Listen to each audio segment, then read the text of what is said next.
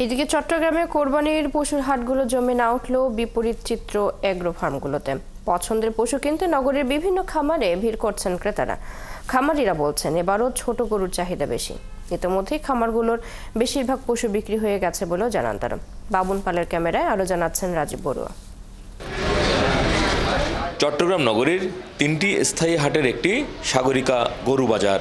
ঈদের আর বেশি দিন বাকি না থাকলেও এখনো জমে ওঠেনি এই হাট। কিছু বিক্রেতা পশু নিয়ে এলেও ক্রেতার দেখা মিলছে না বললেই চলে। কালার এক্সপার্ট, জর্জ স্যাপ এবং মাইল্ড অন হ্যান্ডস টেকনোলজি সমৃদ্ধ অরিক্স ক্রিস্টাল ওয়াশ আপনার লন্ড্রি এক্সপার্ট।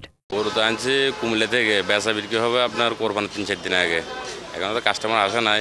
মানুষজন সরকারি সিকিউরিটি পাবে, তারপরে যাই আসতে ধীরে বাজারে আসবে। অন্যদিকে কোরবানির হাট এখনো জমে না উঠলেও প্রযুক্তি ও পরিষেবা নির্ভর অ্যাগ্রো ফার্মগুলোতে তৈরি হয়েছে ভিন্ন রকম উৎসবের আমেজ। স্বাস্থ্য পরীক্ষা, পরিচ্ছন্ন পরিবেশ আর অনলাইনে বুকিং সুবিধার কারণে ক্রেতাদের আগ্রহ বাড়ছে এসব ফার্মের প্রতি। অ্যাগ্রো থেকে বেসিক্যালি আসলে আমরা অনলাইনে বিভিন্ন বিজ্ঞাপন দেখি যে অ্যাগ্রোতে বিভিন্নভাবে সুযোগ সুবিধা বাজেটের মধ্যে গরু পাওয়া যায়। এখান থেকে চয়েস করে এখানে রেখে দিতে পারে ওরা কর্তৃপক্ষ। এখানে দেখে অ্যাগ্রো ফার্মের কুরবানা আকব দিয়ে ওরা দেখাশোনা করে আমরা কুরবানা আগে নিয়ে যেতে পারি এই সুবিধার জন্য। খামারিদের দাবি, নগরীর বিভিন্ন খামারে তোলা 40 থেকে 70% কোরবানির পশুই ইতিমধ্যে বিক্রি হয়ে গেছে। 2025 সালের এই কোরবানির জন্য 200+ গরু আমরা কালেকশনে রাখছি চট্টগ্রামের কাস্টমারদের জন্য।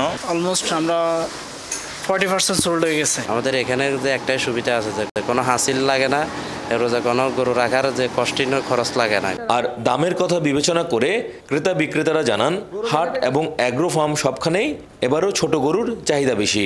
আমাদের বাজারেও আছে যথেষ্ট পরিমাণ ছোট গরু, চাহিদা কিন্তু ছোট গরু, বড় গরু আগের মতো চাহিদা নেই। যেগুলা গরুর দাম 1-10 চলবে বাজারের মধ্যে খাবে সেগুলো তো আছে 1,20,30। চট্টগ্রামে এবার ঈদে গবাদি পশুর চাহিদা প্রায় 9 লাখ।